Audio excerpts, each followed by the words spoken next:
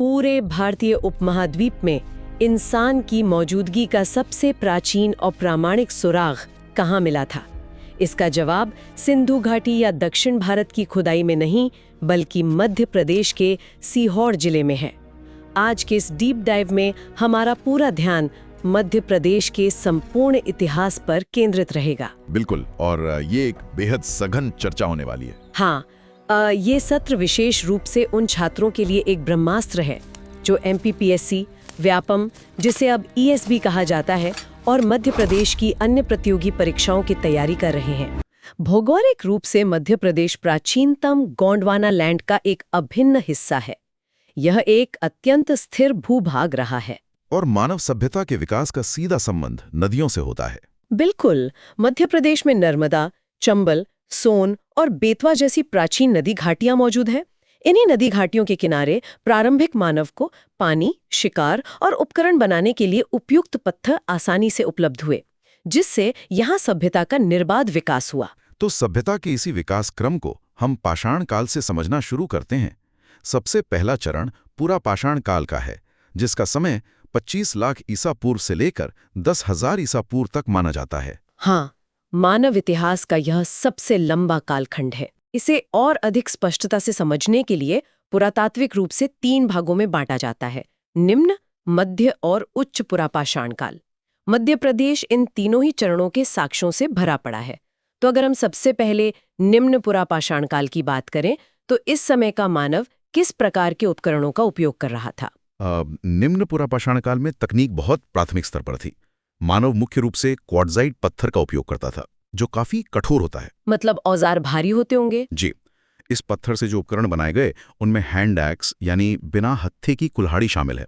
इसके अलावा chopper chopping, जिसे हम एक बड़े गंडासे की तरह समझ सकते हैं, और क्लीवर बनाए गए।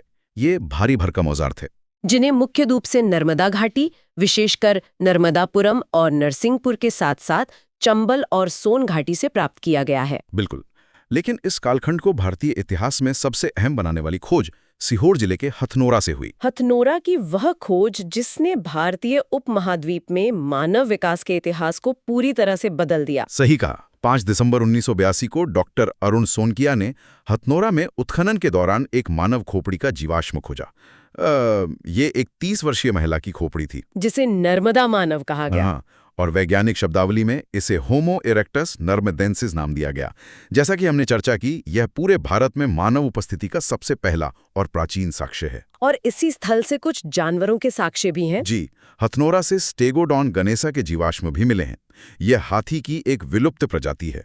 ये प्रमाणित करती है कि उस समय नर्मदा घाटी का पर्यावरण आज से बिल्कुल भिन्न था और विशालकाय जानवरों के अनुकूल था। यह एक स्पष्ट प्रमाण है कि निम्न पुरापाषाण काल में जीवन कैसा रहा होगा। इसके बाद जब हम मध्य पुरापाषाण काल में आते हैं, तो उपकरणों के निर्माण में एक बड़ा तकनीकी बदलाव देखने को मिलता है। भारी पत्थरों की जगह फलक यानी फ्लेक से बने औजारों का उपयोग बढ़ गया। एक बड़े पत्थर को तराशकर जो तीखे टुकड़े निकलते हैं, उन्हें फलक कहा जाता है। इसी कारण इसे फलक संस्कृति या फ्लेक कल्चर का नाम दिया गया। इस बदलाव ने मध्य प्रदेश के किन क्षेत्रों को प्रभावित किया? देखिए, इस फलक संस्कृति में कच्चे माल के रूप में क्वार्ट्जाइट की जगह जैस्पर और चर्ट जैसे पत्थरों ने ले ली। इनसे अधिक धारदार उपकरण बन सकते थे। और मध्य प्रदेश में इस काल के प्रमुख साक्ष्य रायसेन जिले के कदमूपुर से मिलते हैं। बिल्कुल, और मंदसौर जिले के भानपुरा तथा सीधी जिले के कुछ हिस्सों से भी प्राप्त होते हैं। ये दिखाता है कि मानव अब भारी पत्थरों की तुलना में छोटे और सटीक औजारों का महत्व समझ रहा था। और यही सटीकता उच्च पुरापाषाण काल में अपने चरम पर पहुंचती है। ये पुरापाषाण काल का अंतिम चरण था। इस समय तक मानव ने ब्लेड और ब्यूरिन यानी तक्षणी औजार बनाने शुरू कर दिए थे, जो पहले की तुलना में बहुत नुकीले थे। लेकिन इस काल की सबसे बड़ी उपलब्धि औजार नहीं थी, बल्कि मानव की कलात्मक अभिव्यक्ति थी, जिसका सबसे बड़ा केंद्र रायसेन जिले का भीमबेटका है। जी, भीमबेटका का पुरातात्विक महत्व पूरे विश्व में अद्वितीय है। इसकी खोज 1957-58 में डॉक्टर VS वाकणकर ने की थी। यह कोई एक गुफा नहीं है, बल्कि विश्व का सबसे बड़ा गुफा समूह है, जहां लगभग 700 से अधिक शैलाश्रय मौजूद हैं। हाँ, उच्च पुरापाषाण काल के मानव ने यहाँ चित्रकारी शुरू की। इन शैल चित्रों को बनाने के लिए मुख्य रूप से लाल रंग, जिसे गिरुआ कहा जाता है, और सफेद रंग का उपयोग किया गया। और ये रंग कोई साधारण रंग नहीं थे। बिल्कुल नहीं, इन्हें जानवरों की चर्बी में खनिजों को मिलाकर तैयार किया जाता था ताकि वे लंबे समय तक टिक सकें। यहाँ की सबसे प्रसिद्ध जगह जू रॉक है। जहां एक ही चट्टान पर जानवरों के विशाल समूह के चित्र उकेरे गए हैं। सही कहा। यह उस समय के मानव के आसपास के जीव जंतुओं के प्रति उसकी समझ को दर्शाता है। इसी ऐतिहासिक निरंतरता को देखते हुए वर्ष 2003 में भीमबेटका को यूनेस्को विश्व धरोहर का दर्जा प्रदान किया गया। भीमबेटका के इन शैल चित्रों से ये स्पष्ट होता है कि मानव अब केवल जीवित रहने के लिए संघर्ष नहीं कर रहा था, बल्कि वो अपने परिवेश को रिकॉर्ड भी कर रहा था। पुरा पाषाण काल के बाद जलवायु में एक बड़ा परिवर्तन आता है, जो हमें मध्य पाषाण काल की ओर ले जाता है। जी। 10,000 से 4,000 ईसा पूर्व के इस काल में पृथ्वी का तापमान बढ़ा और मौसम गर्म हुआ। इस गर्म जलवायु ने एक नई संस्कृति को जन्म दिया, जिसे माइक्रोलिथ या सूक्ष्म पाषाण काल कहा गया। माइक्रोलिथ का अर्थ है अत्यंत छोटे पत्थर के औजार। जब मौसम गर्म हुआ तो छोटे और तेज भागने वाले जानवरों की संख्या बढ़ी। उनका शिकार करने के लिए भारी कुल्हाड़ी काम नहीं आ सकती थी। इसलिए मानव ने तीरों और भालों के आगे लगाने के लिए छोटे पाषाण उपकरण बनाए। लेकिन मध्य पाषाण काल की सबसे बड़ी क्रांति हथियारों में नहीं थी। यह वो समय था जब मानव ने पहली बार शिकारियों की भूमिका से आगे बढ़कर पशुपालन शुरू किया। और भारत में पशुपालन के इन शुरुआती साक्ष्यों के लिए मध्य प्रदेश का आदमगढ़ स्थल विशेष महत्व रखता है। बिल्कुल। नर्मदापुरम जिले में स्थित आदमगढ़ का उत्खनन 1964 में आरवी जोशी और एमडी खरे द्वारा किया गया था। पुरातात्विक साक्ष्यों के अनुसार राजस्थान के बागोर के साथ साथ आदमगढ़ ही वो स्थान है जहां से भारत में पशुपालन के सबसे प्राचीन प्रमाण मिलते हैं। और यहाँ से एक अत्यंत महत्वपूर्ण साक्ष्य प्राप्त हुआ है, एक कब्र के अंदर मानव के साथ कुत्ते को दफनाए जाने के प्रमाण। हाँ, यह दर्शाता है कि कुत्ता मानव का पहला पालतू पशु बना और उनके बीच एक गहरा संबंध स्थापित हो चुका था। आदमगढ़ से लगभग 25,000 माइक्रोलिथ उपकरण भी प्राप्त हुए हैं, जो इस बस्ती के आकार और अवधि को प्रमाणित करते हैं। इसके अतिरिक्त इसी काल से जुड़े पचमढ़ी के साक्ष्य भी महत्वपूर्ण हैं। जी, पचमढ़ी के जम्बू द्वीप और डोरोथी डीप शैलाश्रयों की खोज डीएच गार्डन और जीआर हंटर ने की थी। यहाँ के चित्रों में मध्यपाषाणकालीन शिकारियों को तीर कमान चलाते हुए स्पष्ट रूप से दर्शाया गया है। धार जिले में स्थित बाघ की गुफाओं से भी इस काल के कुछ सूक्ष्म उपकरण प्राप्त हुए हैं। कमेंट में जरूर बताओ आप एमपी के किस डिस्ट्रिक्ट से हो और आप किस एग्जाम की तैयारी कर रहे हो। तो मध्य पाषाण काल में पशुपालन की शुरुआत के बाद मानव ने एक और बड़ी छलांग लगाई, जिसे हम नव पाषाण काल के रूप में जानते हैं। 4000 से 2000 ईसा पूर्व का ये काल मानव इतिहास का एक बड़ा संक्रमण बिंदु था। अब मानव ने कृषि करना सीख लिया था और कृषि के लिए जरूरी था कि वो एक जगह रुके, इसलिए घुमंतु जीवन समाप्त हुआ और बस्तियों का निर्माण शुरू हुआ। मध्य प्रदेश की परीक्षाओं में नवपाषाणकालीन स्थलों की सूची का विशेष महत्व है, क्योंकि ये स्थल स्थायी जीवन की कहानी बताते हैं। देखिए, नवपाषाण काल में पत्थरों के औजारों पर पॉलिश की जाने लगी थी। मध्य प्रदेश में इस काल के जो प्रमुख स्थल चिन्हित किए गए हैं, उनमें सबसे पहले जबलपुर जिले का कुंडम आता है। और दमोह जिले के हटा से एक पॉलिश की हुई नवपाषाणकालीन कुल्हाड़ी प्राप्त हुई है। बिल्कुल। रीवा जिले का मुन्हाई और छतरपुर जिले का जतकारा भी नवपाषाणकालीन बस्तियों के स्पष्ट प्रमाण देते हैं। यहाँ सागर जिले के इरण का उल्लेख भी अत्यंत प्रासंगिक है। और हम ताम्रपाषाण काल में प्रवेश करते हैं, जिसका समय 2000 से 800 ईसा पूर्व है। एमपीपीएससी और अन्य राज्य परीक्षाओं में ताम्रपाषाण काल से सर्वाधिक प्रश्न पूछे जाते हैं। इस काल की सबसे बड़ी विशेषता ये थी कि मानव ने पत्थर के साथ साथ पहली बार धातु यानी तांबे का प्रयोग शुरू किया। मध्य प्रदेश में इस काल को मालवा संस्कृति के नाम से जाना जाता है, जिसकी सबसे बड़ी पहचान इसके उत्कृष्ट मृदभांड यानी मिट्टी के बर्तन है। इस मालवा संस्कृति के प्रमुख स्थलों का डेटा अत्यंत सघन है। जी, मालवा संस्कृति का सबसे पहला और शायद सबसे महत्वपूर्ण स्थल कायथा है। ये उज्जैन जिले में चंबल की सहायक नदी काली सिंध के तट पर स्थित है। 1964 में डॉक्टर वीएस वाकणकर द्वारा इसकी खोज की गई थी। कायथा का ऐतिहासिक महत्व केवल पुरातात्विक नहीं है। साहित्य में इसे प्रसिद्ध खगोल शास्त्री वराह मिहिर की जन्मस्थली कपित्थक के रूप में भी पहचाना जाता है। बिल्कुल। पुरातात्विक उत्खनन से यह स्पष्ट हुआ है कि कायथा राज्य की पहली ताम्रपाषाणिक बस्ती थी। यहाँ एक घर की खुदाई में तांबे की 28 चूड़ियां और कुछ तांबे की कुल्हाड़ियां प्राप्त हुई हैं। इसी स्थल से एक घड़े में सुरक्षित रखे गए स्टेटाइट पत्थर के 40,000 मनके भी मिले हैं, जो बताते हैं कि यहाँ शिल्प और व्यापार अत्यंत विकसित अवस्था में था। कायथा के इस औद्योगिक स्वरूप के बाद एक और प्रमुख स्थल आता है नावदा टोली। इसका महत्व मुख्य रूप से कृषि के विकास से जुड़ा है। खरगोन जिले में, जिसे महेश्वर क्षेत्र कहा जाता है, नर्मदा नदी के दोनों तटों पर नावदा टोली स्थित है। इसका उत्खनन 1952-53 में डॉक्टर H.T. सांकलिया ने किया था। ये मालवा संस्कृति का सबसे बड़ा उत्खनित स्थल है। जी, नावदा टोली की महत्व यहाँ से प्राप्त कृषि साक्ष्यों में है। यहाँ से गोलाकार और आयताकार झोपड़ियां मिली हैं, लेकिन जो तथ्य इसे पूरे भारतीय उपमहाद्वीप में विशिष्ट बनाता है वो ये है कि कृषि फसलों के सर्वाधिक साक्ष्य नावदा टोली से ही मिले हैं। यहाँ के निवासी गेहूं, चना, मटर, मसूर, मूंग और धान उगाते थे। बिल्कुल, एक ही स्थान पर इतनी विविध फसलों का होना प्रमाणित करता है कि कृषि व्यवस्था सुदृढ़ थी। इसके अलावा नावदा टोली के मृद भांडों पर ज्यामितीय आकृतियां बनाई गई थीं। ताम्रपाषाण काल का तीसरा महत्वपूर्ण स्थल एरण है, जो सागर जिले में बीना नदी के तट पर है। प्रोफेसर कृष्णदत्त वाजपेयी ने इसका उत्खनन किया है। हाँ, एरण की सबसे बड़ी विशेषता इसकी सुरक्षा प्राचीर है। इसे मड डिफेंस वॉल कहा जाता है और इसके चारों ओर एक खाई बनी थी। ताम्रपाषाण काल में किसी बस्ती की किलेबंदी किया जाना सामान्य बात नहीं थी। ये दर्शाता है कि यहाँ संपत्ति का संचय हो रहा था और सुरक्षा की आवश्यकता थी। इसी निरंतरता में मंदसौर जिले का आवरा स्थल भी आता है, जो चंबल नदी के तट पर स्थित है। Doctor H.V. त्रिवेदी द्वारा उत्खनित आवरा का महत्व इसके लंबे कालक्रम में है। यहाँ से ताम्रपाषाण काल से लेकर गुप्त काल तक, यानी लगभग 1500 वर्षों का निरंतर इतिहास प्राप्त होता है। यहाँ एक और बहुत महत्वपूर्ण तथ्य है कि आवरा से रोमन ग्लास और मृदभांड मिले हैं, जो रोमन सभ्यता के साथ मध्य प्रदेश के इस क्षेत्र के सीधे व्यापारिक संबंधों को प्रमाणित करता है। व्यापार के इन साक्ष्यों के अलावा धार्मिक विश्वासों के प्रमाण भी इसी काल से मिलने लगते हैं। उज्जैन जिले में चंबल नदी के तट पर स्थित डांगवाड़ा कायथा के बाद उज्जैन की दूसरी प्रमुख बस्ती है। डांगवाड़ा के उत्खनन में एक यज्ञशाला और वृषभ यानी बैल की मृणमूर्तियां प्राप्त हुई हैं। ताम्रपाषाण काल में तांबे के बाद जिस धातु ने इतिहास की दिशा बदली वो लोहा था। मध्य प्रदेश के रीवा और सीधी जिलों में ऐसे विशाल पाषाण घेरों के साक्ष्य प्राप्त हुए हैं, जो महापाषाण संस्कृति का हिस्सा हैं। सबसे महत्वपूर्ण बात यह है कि इन पाषाण घेरों के नीचे से लोहे के उपकरण प्राप्त हुए हैं।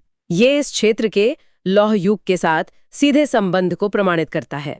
जी, इसके साथ ही उत्तरी मध्य प्रदेश के हिस्सों जैसे ग्वालियर, भिंड और मुरैना में चित्रित धूसर मृदभांड प्राप्त हुए हैं, जिन्हें पुरातात्विक भाषा में पेंटेड ग्रेवेयर या PGW कहा जाता है।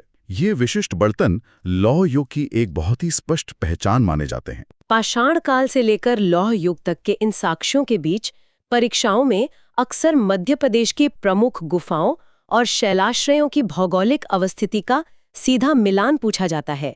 तथ्यों की स्पष्टता के लिए इन्हें व्यवस्थित करना आवश्यक है। देखिए, गुफाओं और उनके जिलों की ये सटीक सूची इस प्रकार है। मारा की गुफाएं सिंगरौली जिले में स्थित हैं।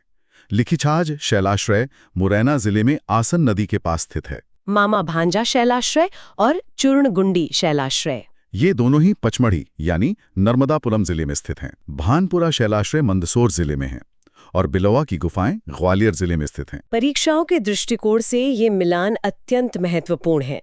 प्रागैतिहासिक तथ्यों के इस सघन विश्लेषण के बाद अब हम ऐतिहासिक कालक्रम में महाकाव्य और महाजनपद काल की ओर बढ़ते हैं। रामायण और महाभारत दोनों ही महाकाव्यों में मध्य प्रदेश की भौगोलिक स्थिति के कई संदर्भ मिलते हैं। सबसे पहले रामायण काल के ऐतिहासिक और भौगोलिक साक्ष्यों का परीक्षण करते हैं। रामायण काल में मध्य प्रदेश के भूगोल का सबसे बड़ा हिस्सा दंडकारण्य था। ये एक विशाल वन क्षेत्र था जहां भगवान राम ने अपने वनवास का सबसे लंबा समय व्यतीत किया। दूसरा महत्वपूर्ण स्थल सतना जिले में मंदाकिनी नदी के तट पर स्थित चित्रकूट है। ऐतिहासिक और पौराणिक ग्रंथों के अनुसार इसी स्थान पर महर्षि वाल्मीकि का आश्रम था। बिल्कुल, और यहीं पर महर्षि अत्रि और माता अनुसुईया ने कठोर तपस्या की थी। रामायण काल का एक और प्रमुख क्षेत्र दशार्ण था। यह वर्तमान विदिशा और धसान नदी के आसपास का क्षेत्र है। दशार्ण में भगवान राम के भाई शत्रुघ्न के पुत्र शत्रुघाती का शासन था। इसी तरह महाभारत काल में भी मध्य प्रदेश की कई रियासतों ने प्रमुख भूमिका निभाई थी। महाभारत के युद्ध में अवधीन यानी आज के उज्जैन के दो राजाओं विंद और अनुविंद ने कौरवों की ओर से युद्ध में भाग लिया था। इसके अलावा चेदी राज्य का उल्लेख आता है, जिसका राजा शिशुपाल था। भगवान श्री कृष्ण ने सुदर्शन चक्र से शिशुपाल का वध किया था। वो इसी चेदी राज्य का शासक था। महिष्मती, जिसे आज हम महेश्वर के रूप में जानते हैं, वहां के राजा नील ने भी इस महायुद्ध में कौरवों का साथ दिया था। महाकाव्यों के इन विवरणों के बाद जब हम 6ठी शताब्दी ईसा पूर्व के महाजनपद काल में आते हैं तो हमें स्पष्ट राजनीतिक संरचनाएं देखने को मिलती हैं। बौद्ध ग्रंथ अंगुत्तर निकाय और जैन ग्रंथ भगवती सूत्र में 16 महाजनपदों की सूची दी गई है। इनमें से 2 प्रमुख महाजनपद पूर्ण रूप से आज के मध्य प्रदेश की भौगोलिक सीमा में स्थित थे। पहला महाजनपद अवंती था। ये वर्तमान मालवा क्षेत्र में फैला था और एक अत्यंत विशाल व शक्तिशाली राज्य था। जी, वेत्रवती यानी बेतवा नदी अवंती महाजनपद को 2 भागों में बांटती थी। उत्तरी अवंती की राजधानी उज्जैनी थी और दक्षिणी अवंती की राजधानी महिष्मती थी। अवंती महाजनपद की राजनैतिक शक्ति का आकलन उसके शासकों से किया जा सकता है, जिनमें राजा चंड प्रद्योत का नाम सबसे प्रमुख है। बुद्ध के समकालीन राजाओं में चंड प्रद्योत सबसे प्रतापी शासक था। उसकी सैन्य क्षमता इतनी अधिक थी कि उसके पास नालगिरी नाम का एक अत्यंत प्रसिद्ध हाथी था। चंड प्रद्योत का मगध साम्राज्य के साथ संबंध एक बहुत महत्वपूर्ण ऐतिहासिक तथ्य है। जब प्रद्योत को पांडु रोग, जिसे हम पीलिया के रूप में जानते हैं, हो गया था, तब मगध के सम्राट बिंबिसार ने अपने सर्वश्रेष्ठ राजवैद्य जीवक को उज्जैन भेजा था। बिल्कुल। हालांकि बाद के कालखंड में राजनीतिक समीकरण बदले और मगध के शासक शिशुनाग ने अवंती पर आक्रमण कर उसे अंततः मगध साम्राज्य में मिला लिया। अवंती के अतिरिक्त दूसरा महत्वपूर्ण महाजनपद चेदी था।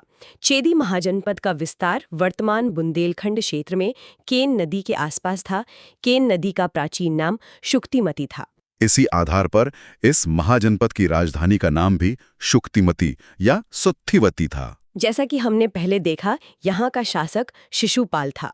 महाजनपद काल के अंतिम दौर में नंद वंश के प्रतापी शासक महापद्मनंद ने इस संपूर्ण चेदी क्षेत्र पर अपना अधिकार स्थापित कर लिया था। इन महाजनपदों का मगध में विलय एक बड़े साम्राज्य की नींव तैयार कर रहा था। इसी एकीकरण के परिणाम स्वरूप मौर्य साम्राज्य का उदय हुआ। हालांकि चंद्रगुप्त मौर्य ने इस साम्राज्य की स्थापना की, लेकिन मध्य प्रदेश के संदर्भ में सबसे अधिक प्रभाव सम्राट अशोक का रहा है। जी, मगध के राज्य सिंहासन पर बैठने से पहले अशोक अपने पिता बिंदुसार के शासनकाल में पूरे 11 वर्षों तक अवंती प्रांत का राज्यपाल रहा था। 1 दशक से अधिक समय तक इस पद पर रहने के कारण अशोक ने उज्जैन को मौर्य साम्राज्य का एक प्रमुख केंद्र बना दिया। अशोक का मध्य प्रदेश के साथ जुड़ाव अत्यंत व्यक्तिगत भी था। उज्जैन के राज्यपाल के रूप में जाते समय अशोक विदिशा में रुका था। विदिशा को उस समय भेलसा या बेसनगर कहा जाता था। यहीं पर अशोक का विवाह एक स्थानीय धनी व्यापारी की पुत्री महादेवी से हुआ। ग्रंथों में महादेवी को कुमार देवी या श्रीदेवी भी कहा गया है। इसी विवाह से अशोक की 2 संतानें हुईं, पुत्र महेंद्र और पुत्री संघमित्रा, जिन्होंने बाद में बौद्ध धर्म के प्रचार में बड़ी भूमिका निभाई।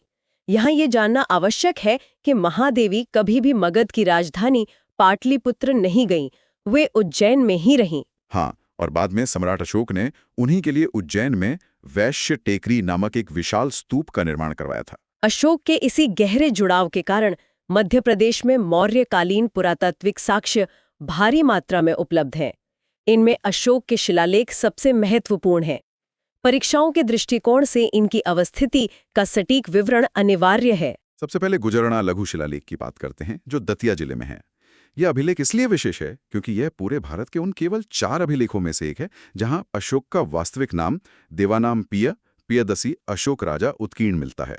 दूसरा महत्वपूर्ण अभिलेख सीहोर जिले की भुदनी तहसील में पानगुराडिया अभिलेख है।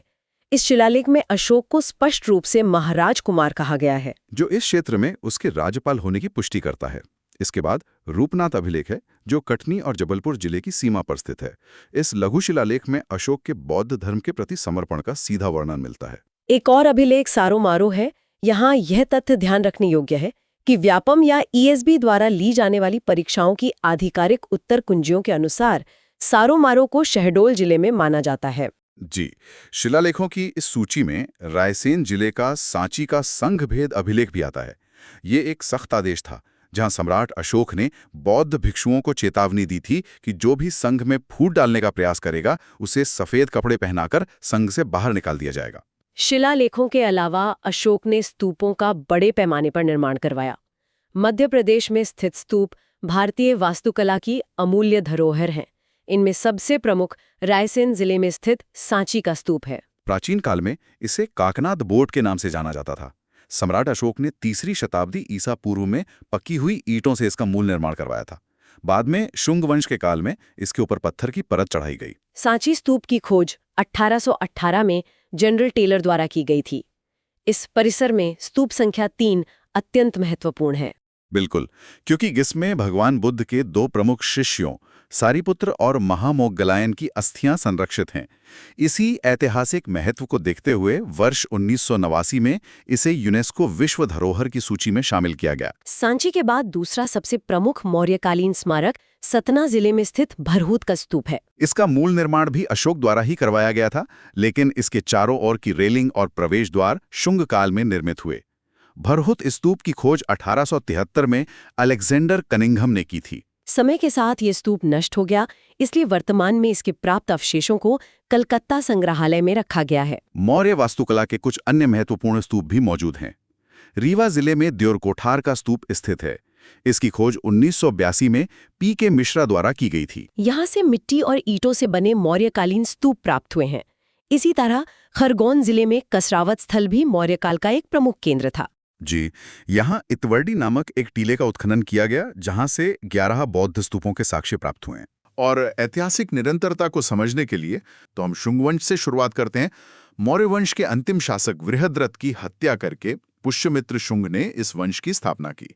यहाँ रणनीतिक रूप से सबसे महत्वपूर्ण तथ्य यह है कि पुष्यमित्र शुंग ने पाटलिपुत्र के साथ साथ विदिशा, जिसे उस समय भेलसा या बेसनगर कहा जाता था, भेलसा या बेसनगर, उसे अपनी दूसरी राजधानी बनाया। देखिए, विदिशा व्यापारिक मार्गों का केंद्र था और दक्षिण पर नियंत्रण रखने के लिए सामरिक दृष्टि से इसका महत्व बहुत अधिक था। और इसी सामरिक नियंत्रण के लिए उसने अपने पुत्र अग्निमित्र को विदिशा के प्रांतपति मतलब गवर्नर के रूप में नियुक्त किया था। यहाँ एक बड़ा साहित्यिक संदर्भ भी जुड़ता है।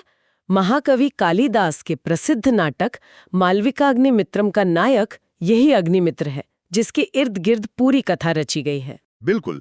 अब अगर हम वास्तुकला और धार्मिक नीतियों के दृष्टिकोण से देखें तो यहाँ एक दिलचस्प स्थिति बनती है। पुष्यमित्र शुंग को ऐतिहासिक रूप से बौद्ध धर्म का विरोधी माना जाता है, लेकिन यह एक प्रमाणित पुरातात्विक तथ्य है कि उसी के वंशजों यानी परवर्ती शुंग शासकों ने ही सांची के स्तूप की लकड़ी की वेदिका यानी रेलिंग को हटाकर वहां पत्थर की मजबूत रेलिंग लगवाई। इसके अलावा सातना जिले के भरहूत स्तूप के प्रवेश द्वार और उसकी नक्काशीदार बाउंड्री का निर्माण भी शुंग काल में ही हुआ। अब विदिशा में ही मौजूद एक और अत्यंत महत्वपूर्ण पुरातात्विक साक्ष्य की बात करते हैं, हेलियोडोरस का गरुड़ स्तंभ। शुंग वंश के 9वें शासक भागभद्र के दरबार में ग्रीक या यवन राजा एंटीआल्किडास का एक राजदूत आया था, जिसका नाम हेलियोडोरस था। वही जिसका जिक्र हमने शुरुआत में किया था, खंभा बाबा के रूप में। जी हाँ, हेलियोडोरस ने भागवत धर्म यानी वैष्णव धर्म अपना लिया। उसने भगवान विष्णु के सम्मान में विदिशा के बेसन नगर में एक गरुड़ ध्वज स्तंभ स्थापित करवाया, जिसे स्थानीय लोग आज भी खंभा बाबा कहते हैं। यह इस बात का बहुत बड़ा साक्ष्य है कि उस दौर में विदेशी आक्रमणकारी केवल जमीन नहीं जीत रहे थे, बल्कि भारतीय संस्कृति में पूरी तरह घुल मिल रहे थे। तो उत्तर भारत के इन घटनाक्रमों के बीच अब सातवाहन वंश की ओर रुख करते हैं। मूल रूप से ये दक्षिण भारत का राजवंश था, लेकिन मध्य प्रदेश में इनके साक्ष्य मिलना यह साबित करता है कि इनका राजनीतिक प्रभाव विंध्य पर्वतमाला को पार कर चुका था। ऐसा कैसे हुआ? सातवाहनों का मध्य प्रदेश में प्रवेश सीधे तौर पर सैन्य अभियानों का परिणाम था। इनके साक्ष्य मुख्य रूप से सिक्कों और अभिलेखों से मिलते हैं। सातवाहन वंश का सबसे प्रतापी राजा था गौतमीपुत्र शातकर्णी। इस राजा ने मालवा क्षेत्र में अपना प्रभाव बढ़ाने के लिए शकों के क्षत्रप नहपान को एक भीषण युद्ध में बुरी तरह हराया था। और इस जीत का जो अकाट्य प्रमाण है वो बहुत ही रोचक है। हमें जुगलथम्बी और उज्जैन से ऐसे सिक्के प्राप्त हुए हैं जिन्हें गौतमीपुत्र शातकर्णी ने नहपान से छीनकर दोबारा ढलवाया था, जिसे रीस्ट्रक करना कहते हैं। बिल्कुल। इसका सीधा मतलब ये है कि एक तरफ नहपान का नाम था और उसे पिघलाकर या उसके ऊपर जोर से मोहर मारकर शातकर्णी ने अपना नाम लिखवा दिया। ये केवल आर्थिक नहीं बल्कि पूरी तरह से एक मनोवैज्ञानिक जीत का प्रदर्शन था। इससे बड़ा वर्चस्व का प्रतीक और क्या हो सकता है। वास्तुकला में भी सातवाहनों का स्पष्ट साक्ष्य मौजूद है। सांची स्तूप का जो दक्षिणी प्रवेश द्वार है उसका निर्माण सातवाहन राजा शातकर्णी द्वितीय के मुख्य कारीगर वशिष्ठी पुत्र आनंद ने करवाया था। इसका प्रामाणिक लेख वहां मौजूद है। अब उन विदेशी आक्रमणकारियों की बात करते हैं जिन्होंने इस भौगोलिक क्षेत्र में अपने पैर जमाए। हिंद यवन और शक क्षत्रप। हिंद यवन शासक मिनांडर के सिक्के हमें बालाघाट जिले से मिले हैं, लेकिन शकों की कहानी मालवा के संदर्भ में ज्यादा गहरी है। इनकी राजधानी उज्जैनी थी। जी, ये शकों का कार्दमक वंश था। मालवा में इस कार्दमक वंश का संस्थापक चष्टन था।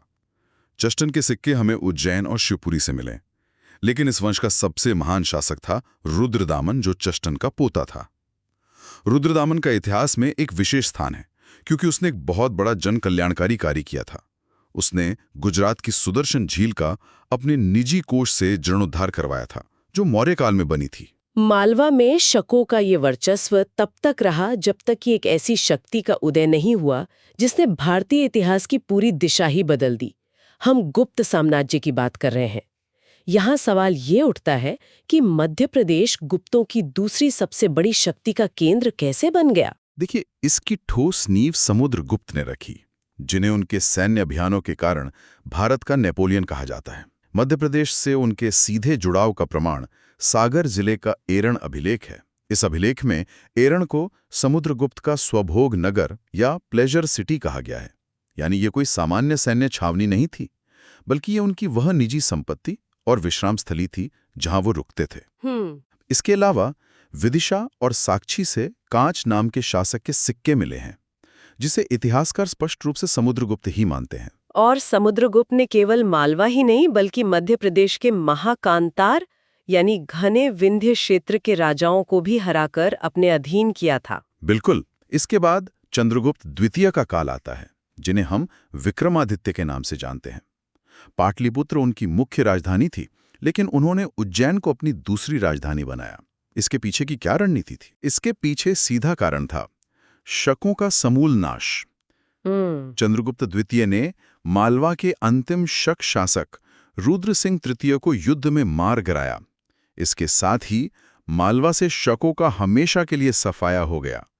इस महान विजय के कारण ही उन्हें शकारी, मतलब शकों का विनाशक की उपाधि मिली। और इसी विजय के प्रतीक के रूप में उन्होंने मालवा में विशेष रूप से व्याघ्र शैली या टाइगर टाइप के चांदी के सिक्के चलाए, जो ये दर्शाते थे कि उन्होंने मालवा के बाघ को मार गिराया है। तो चंद्रगुप्त द्वितीय के उज्जैन दरबार के उन 9 रत्नों का उल्लेख करना भी अनिवार्य है, जिन्होंने कला, विज्ञान और साहित्य को नई ऊंचाइयों पर पहुंचाया।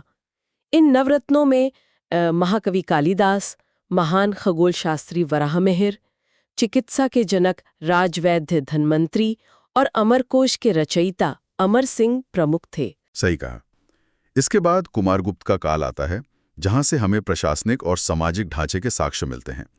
इनमें सबसे महत्वपूर्ण है मंदसौर अभिलेख, जिसका प्राचीन नाम दशपुर था। इस अभिलेख को रेशम बुनकरों की श्रेणी यानी गिल्ड ऑफ सिल्क वीवर्स ने लिखवाया था। इसमें एक भव्य सूर्य मंदिर के निर्माण का जिक्र है। कुमारगुप्त के काल का एक और अभिलेख अशोकनगर जिले का तुमन अभिलेख है। इसमें राजा को एक बहुत ही काव्यात्मक उपमा दी गई है। उन्हें शरदकालीन सूर्य की भांति चमकता हुआ बताया गया है। अच्छा, और इसके बाद आता है इतिहास का वह अभिलेख जो सामाजिक कुप्रथाओं के दृष्टिकोण से एक बहुत बड़ा और दुखद साक्ष्य है। भानुगुप्त का 510 ईस्वी का एरण अभिलेख, जो सागर जिले में स्थित है। इस अभिलेख का महत्व इसलिए है क्योंकि इसमें भानुगुप्त के सेनापति गोपराज की हूणों से लड़ते हुए वीर गति प्राप्त करने का वर्णन है। लेकिन इतिहास का सबसे गंभीर तथ्य इसके आगे का है। सेनापति गोपराज की मृत्यु के बाद उसकी पत्नी के भी उसी चिता पर सती होने का स्पष्ट उल्लेख किया गया है। पूरे भारत के इतिहास में यह सती प्रथा का पहला लिखित पुरातात्विक प्रमाण है। तो राजनीतिक और सामाजिक उथल-पुथल के अलावा गुप्त काल में ही व्यवस्थित मंदिर वास्तुकला की शुरुआत हुई। हम जो आज ऊंचे ऊंचे शिखरों वाले मंदिर देखते हैं, उनका शुरुआती मॉडल इसी काल में बना। मध्य प्रदेश के संदर्भ में इस गुप्तकालीन वास्तुकला का वर्गीकरण बहुत विस्तृत है और हमारी चर्चा में इस सूची का एक भी तथ्य छूटना नहीं चाहिए। बिल्कुल। हर एक मंदिर का अपना एक विशेष स्थापत्य है। जबलपुर और कटनी की सीमा पर स्थित तिगवा का विष्णु मंदिर इसका पहला उदाहरण है। ये एक सपाट छत या फ्लैट रूफ वाला प्रारंभिक गुप्त मंदिर है, जहां से शिखर बनने की शुरुआत अभी नहीं हुई थी। इसके बाद सतना का भूमरा का शिव मंदिर है, जो भगवान शिव के एक मुखी शिवलिंग के लिए पूरी दुनिया में प्रसिद्ध है। जी, और पन्ना में नचना कुठार का मंदिर है, जो देवी पार्वती को समर्पित है और इसमें बेहतरीन नक्काशी है। इसके अलावा सागर जिले में एरण का वराह मंदिर भी इसी काल का है। यहाँ भगवान विष्णु के वराह अवतार की एक विशाल प्रतिमा है। लेकिन इसमें सबसे चौंकाने वाली बात यह है कि वराह प्रतिमा पर एक हूण शासक तोरमाण का लेख अंकित है। ये दिखाता है कि कैसे विदेशी आक्रांता भारतीय प्रतीकों पर अपना अधिकार जता रहे थे। सही कहा। अब अगर गुफा वास्तुकला की बात करें तो धार जिले में बाघनी नदी के तट पर बाघ की गुफाएं स्थित हैं। यहाँ कुल 9 गुफाएं खोजी गई थीं, जो महाराष्ट्र की अजंता गुफाओं के बिल्कुल समकालीन हैं। और इनकी सबसे बड़ी विशेषता ये है कि इनमें फ्रेस्को भित्ति चित्र शैली का प्रयोग हुआ है। श्रोताओं की समझ के लिए बता दूं कि फ्रेस्को का मतलब है ताजे और गीले प्लास्टर पर सीधे रंग करना, ताकि सूखने के बाद चित्र दीवार का ही एक पक्का हिस्सा बन जाए। और अंत में वास्तुकला का एक और अद्भुत उदाहरण विदिशा की उदयगिरी की गुफाएं हैं, जहां उदयगिरी में कुल 20 गुफाएं हैं और इनमें से गुफा नंबर 5 का दृश्य तो अकल्पनीय है। यहाँ भगवान विष्णु के वराह अवतार की विश्व प्रसिद्ध और विशाल प्रतिमा है, जिसमें वराह भगवान पृथ्वी देवी को अथाह समुद्र से सुरक्षित बाहर निकालते हुए दर्शाए गए हैं। और ये प्रतिमा केवल धार्मिक नहीं है। देखिए, ये गुप्त साम्राज्य की उस सोच का प्रतीक है जहां वे खुद को विदेशी आक्रमणकारियों रूपी समुद्र से भारत भूमि को बचाने वाले रक्षक के रूप में देख रहे थे। बेहतरीन विश्लेषण। अब हम 8वीं से 13वीं शताब्दी के पूर्व मध्यकाल या अर्ली मेडिवल पीरियड में प्रवेश करते हैं। जब केंद्रीय सत्ता कमजोर हुई तो क्षेत्रीय पहचानों का उदय हुआ। ये काल खजुराहो, धार और त्रिपुरी की बेजोड़ सांस्कृतिक पहचान का काल है। सबसे पहले बुंदेलखंड के शक्तिशाली चंदेल राजवंश की बात करते हैं। देखिए, चंदेल खुद को चंद्रवंशी राजपूत यानी चंद्रमा और हेमवती के वंशज मानते थे। इस राजवंश के संस्थापक नन्नुक थे, जिन्होंने 831 ईस्वी में इसे स्थापित किया था। प्रारंभ में इनकी राजधानी कालिंजर और महोबा थी। ये ध्यान रखना जरूरी है कि शुरुआत में ये स्वतंत्र शासक नहीं थे, बल्कि गुर्जर प्रतिहारों के सामंत या फ्यूडेटरीज थे। शासकों के क्रम में जय शक्ति का नाम आता है, जिन्हें जैजा भी कहा जाता था, और इन्हीं के नाम पर इस पूरे बुंदेलखंड क्षेत्र का प्राचीन नाम जैजाक भुक्ति पड़ा। उनके बाद राहिल ने शासन किया, जिन्होंने लोक कल्याण के लिए महोबा में राहिल सागर झील और एक शानदार सूर्य मंदिर का निर्माण करवाया। और राहिल के बाद शासक बने यशोवर्मन, जिन्हें लक्ष्मण वर्मन भी कहते हैं। इन्होंने ही चंदेलों को वास्तविक स्वतंत्रता दिलाई। इन्होंने अपने ही आका प्रतिहार राजा देवपाल को हराया और उनसे भगवान विष्णु की अत्यंत दुर्लभ बैकुंठ मूर्ति प्राप्त की। इसी मूर्ति को स्थापित करने के लिए यशोवर्मन ने खजुराहो में भगवान विष्णु का भव्य चतुर्भुज मंदिर, जिसे हम लक्ष्मण मंदिर के नाम से भी जानते हैं, बनवाया। यशोवर्मन के बाद धंगदेव का शासनकाल आता है, जो 950 से 999 ईस्वी तक रहा। धंगदेव ने एक बड़ा कूटनीतिक फैसला लिया। उन्होंने चंदेलों की राजधानी कालिंजर से हटाकर स्थायी रूप से खजुराहो स्थानांतरित कर दी। उन्होंने भटिंडा के शासक जयपाल द्वारा सुबुक्तुगीन के खिलाफ बनाए गए हिंदू संघ में अपनी सेना भेजकर भाग लिया था। बिल्कुल, और वास्तुकला में धंगदेव का योगदान अद्वितीय है। इन्होंने खजुराहो में पार्श्वनाथ जैन मंदिर, विश्वनाथ मंदिर और वैद्यनाथ मंदिर बनवाए। इनके बारे में एक बहुत ही रोचक ऐतिहासिक तथ्य ये है कि 100 वर्ष की आयु पूरी होने पर इन्होंने प्रयाग में गंगा यमुना के संगम पर जल समाधि ले ली थी। अच्छा, लेकिन चंदेल वंश की शक्ति का चरम था विद्याधर का शासनकाल। अगर हम इतिहास के पन्नों को पलटे तो विद्याधर पूरे उत्तर भारत का अकेला ऐसा राजा था जिसने 1019 और 1022 ईस्वी में महमूद गजनवी के भयानक आक्रमणों का डटकर और सीधा सामना किया। युद्ध इतना भयंकर और अनिर्णायक रहा कि अंततः गजनवी को विद्याधर के साथ संधि करनी पड़ी और गजनवी ने लौटते समय विद्याधर को 15 किले उपहार में दिए। विद्याधर की राजनीतिक हैसियत का अंदाजा आप इस बात से लगा सकते हैं कि जब कन्नौज के प्रतिहार राजा राज्यपाल ने गजनवी के डर से बिना युद्ध लड़े ही कायरों की तरह आत्मसमर्पण कर दिया, तो विद्याधर को ये बिल्कुल बर्दाश्त नहीं हुआ। उसने एक कछुआहा शासक की मदद ली और राज्यपाल की हत्या करवा दी, ये संदेश देने के लिए कि कायरता की कोई जगह नहीं। खजुराहो का सबसे विशाल और भव्य कंदरिया महादेव मंदिर इसी महान विद्याधर ने बनवाया था। इस वंश का अंतिम महान शासक परमर्दी देव था, जिसे हम लोक कथाओं में राजा परमाल के नाम से जानते हैं। 1182 ईस्वी में राजा परमाल का दिल्ली के शासक पृथ्वीराज चौहान के साथ महोबा का एक बेहद रक्त रंजित युद्ध हुआ था। ऐसा प्रतीक है जिसे आज भी गाया जाता है। दरबारी कवि जगनिक ने इन्हीं वीरों पर आलाखंड और परमाल रासो जैसे महाकाव्य लिखे। बिल्कुल, लेकिन 1202-3 ईस्वी में परिस्थितियां बदल गईं। जब कुतुबुद्दीन ऐबक ने महोबा पर हमला किया तो परमर्दी देव ने आत्मसमर्पण कर दिया। ये बात उनके अपने ही मंत्री अजय देव को इतनी नागवार गुजरी कि उसने राजा परमर्दी देव की हत्या कर दी। तो अब बुंदेलखंड से मालवा की ओर चलते हैं, जहां परमार वंश का उदय हुआ और जिसने राजा भोज जैसा अद्वितीय शासक भारत को दिया। पृथ्वीराज रासो के अनुसार परमारों की उत्पत्ति वशिष्ठ मुनि के अग्निकुंड से हुई है। ऐतिहासिक रूप से इस वंश के संस्थापक उपेंद्र राज या कृष्ण राज थे। इनकी प्रारंभिक राजधानी उज्जैन थी, जिसे बाद में प्रशासनिक कारणों से धार कर दिया गया। देखिए, इस वंश का जो वास्तविक संस्थापक है वो हर्ष या सियक द्वितीय को माना जाता है, जिसने दक्षिण के इतने बड़े राष्ट्रकूट राजा खौट्टिक को हराकर उनकी राजधानी मान्यखेत को बुरी तरह लूटा था। उसके बाद वाकपति मुंज गद्दी पर बैठे। मुंज कोई साधारण राजा नहीं थे। उन्होंने श्री वल्लभ, पृथ्वी वल्लभ, अमोघ वर्ष और उत्पल जैसी भारी भरकम उपाधियां धारण की। धार और मांडू के पास स्थित मुंज सागर झील उन्हीं की बनवाई हुई है। और वाकपति मुंज केवल युद्ध नहीं करते थे, वे कला के भी बड़े पारखी थे। उनके दरबार में नवरत्न निवास करते थे। इनमें दशरूपक के रचयिता धनंजय, दशरूपावलोक लिखने वाले धनिक, अभिधानय रत्नमाला के रचयिता हलायुध और पद्मगुप्त शामिल थे।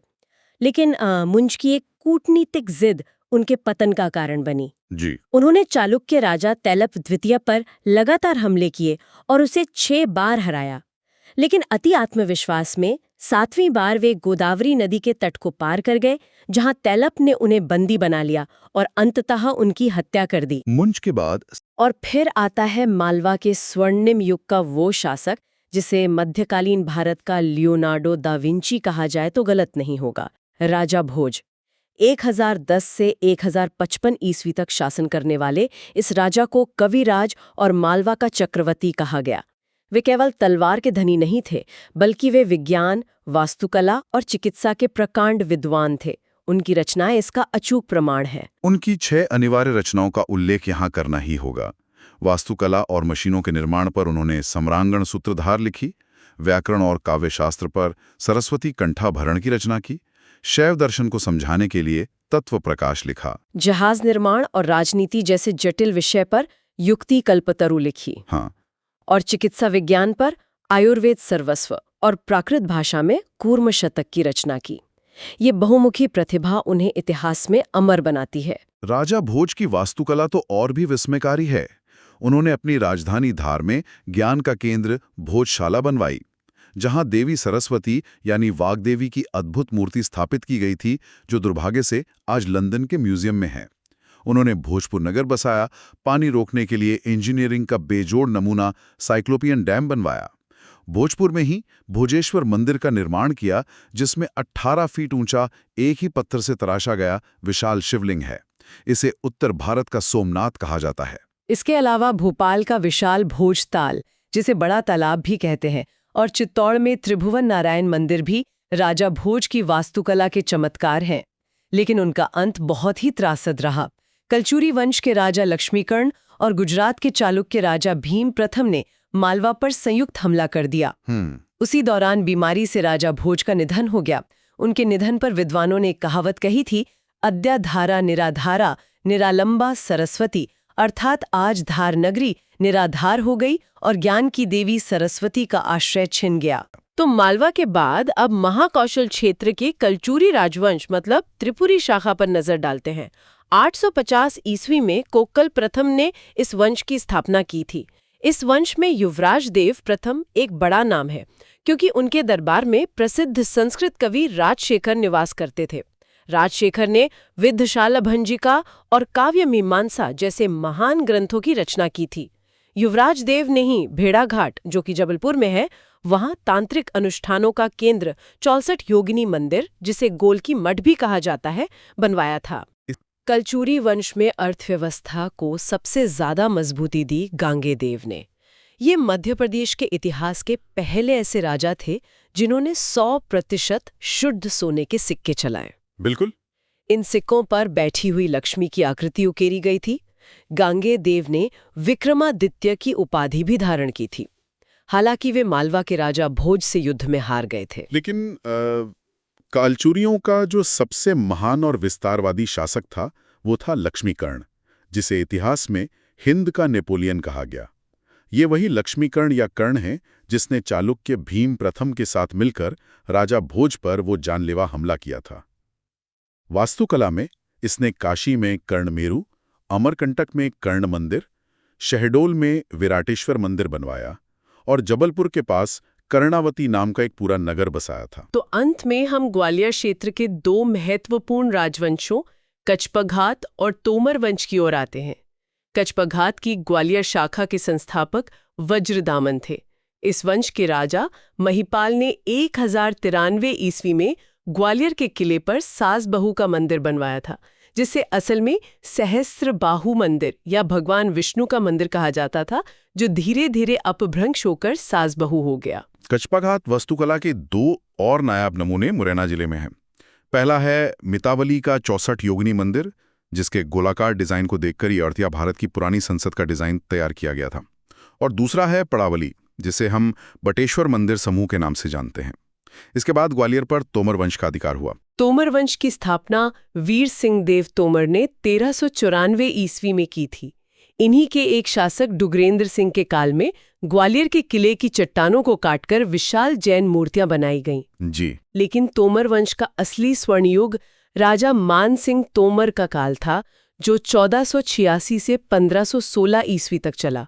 वास्तुकला और प्रेम का प्रतीक है उनका बनवाया हुआ गुजरी महल, जो उन्होंने अपनी रानी मृगनयनी के लिए बनवाया था, और अपने निवास के लिए उन्होंने ग्वालियर किले पर अद्भुत मान मंदिर का निर्माण करवाया। राजा मान सिंह तोमर केवल योद्धा नहीं थे, वे ध्रुपद गायन शैली के जनक भी माने जाते हैं। उन्होंने संगीत पर मान कुतूहल नामक ग्रंथ लिखवाया और ग्वालियर में संगीत का एक पूरा विद्यालय स्थापित किया।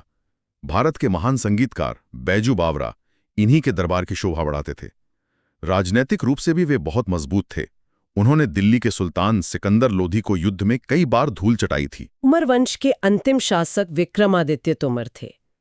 1526 के पानीपत के प्रथम युद्ध में, जहां इब्राहिम लोधी और बाबर की सेनाएं आमने सामने थी, विक्रमादित्य तोमर ने इब्राहिम लोधी की ओर से लड़ते हुए बाबर की तोपों का सामना किया और वीरगति को प्राप्त हुए। और इसी एक युद्ध के साथ न सिर्फ तोमर वंश का अंत हुआ, बल्कि भारत में मुगलों का वो दरवाजा खुला जिसने आने वाली कई सदियों का इतिहास हमेशा के लिए बदल दिया। सीधे दिल्ली सल्तनत और मध्य प्रदेश के संबंधों से शुरुआत करते हैं। 1202 ईस्वी में जब कुतुबुद्दीन ऐबक ने हमला किया, तो उसका सीधा लक्ष्य क्या था? देखिए, 1202 ईस्वी में कुतुबुद्दीन ऐबक का मुख्य लक्ष्य बुंदेलखंड था। उसने कालिंजर, महोबा और खजुराहो पर हमला किया। इस आक्रमण में उसने चंदेल राजा परमर्दी देव को हराया और ग्वालियर किले पर अपना कब्जा जमा लिया। हाँ, और इसके कुछ ही समय बाद 1234-35 ईस्वी में इल्तुतमिश का काल आता है।